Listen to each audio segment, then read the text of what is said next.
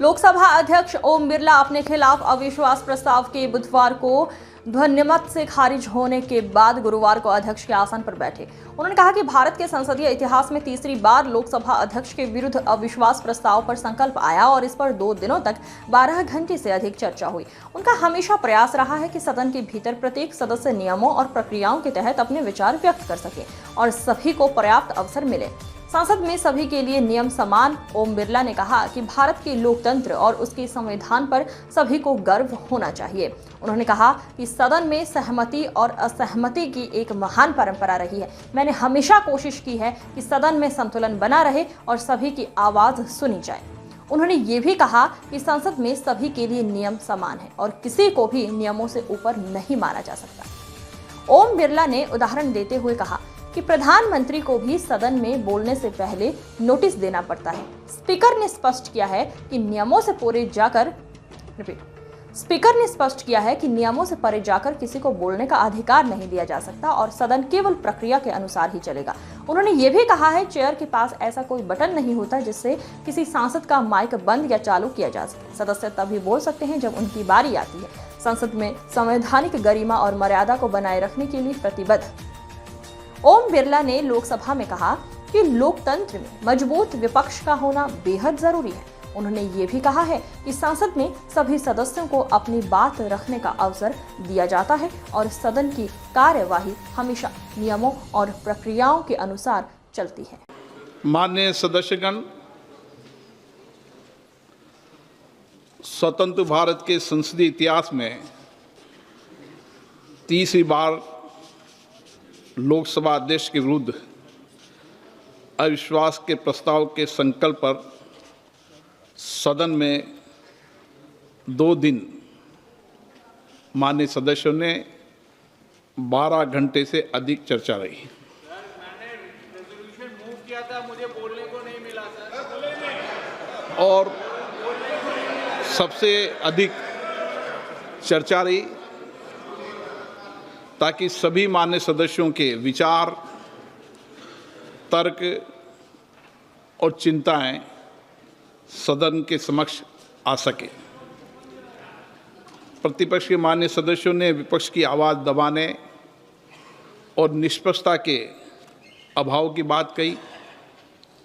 मान्य सदस्यों ने आसन की निष्पक्षता, सदन की कार्यकुशलता एवं भारत की संसद की वैश्विक उपलब्धियों की बात की। वहीं मान्य सदस्यों ने हमारे संसदीय लोकतंत्र की व्याख्या की एवं सदन की गरिमापूर्ण परंपराओं, नियमों और प्रक्रियाओं पर अपना दृष्टिकोण रखा। माननीय सदस्यगण, ये सदन भारत के 140 करोड़ नागरिकों की संप्रभु इच्छा का प्रतिनिधित्व करता है। यहाँ उपस्थित प्रत्येक सदस्य लाखों नागरिकों के जनादेश को लेकर आते हैं और हर माननीय सदस्य नागरिकों की समस्याओं, अभावों, कठिनाइयों को दूर करने तथा उनकी अपेक्षाएं, आकांक्षाओं, उम्मीदों को पूर्ण करने की आशा भी साथ लेकर आता है। मैंने हमेशा यह प्रयास किया कि सदन के अंदर प्रत्येक माननीय सदस्य नियमों और प्रक्रियाओं के तहत विषय मुद्दों पर अपने विचार व्यक्त करें। सभी माननीय सदस्यों को इसके लिए पर्याप्त अवसर भी देने का मैंने प्रयास किया। ये सदन समाज के अंतिम व्यक्ति में खड़े हर व्यक्ति की आवाज़ बने, ऐसा मैंने प्रयास किया।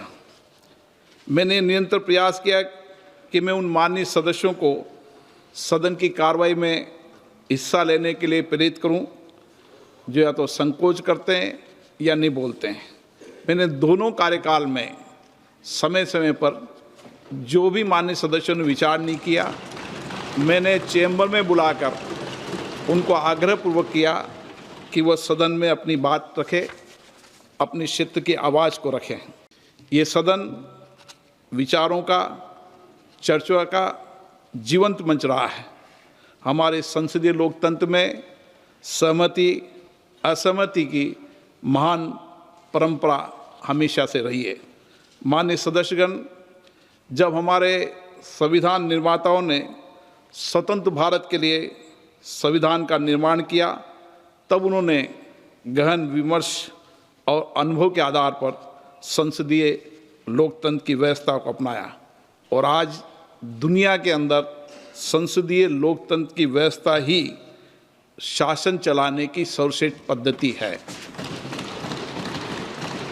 इस व्यवस्था में संसद केवल कानून बनाने का मंच न होकर राष्ट्र की लोकतांत्रिक चेतना का केंद्र बिंदु भी है। भारतीय संविधान के आर्टिकल 93 में अध्यक्ष के निर्वाचन का प्रावधान है। मुझे इस पावन सदन ने दूसरी बार अध्यक्ष पद का दायित्व और अवसर दिया। मैंने हमेशा ये प्रयास किया कि सदन की कार्रवाई निष्पक्षता, अनुशासन, संतुलन और नियमों के साथ संचालित हो। सदन में सभी को साथ लेकर सामंजस्य से व्यवस्था एवं कार्यकुशलता बनाए रखने के लिए मैंने मेरे दायित्व को निभाया।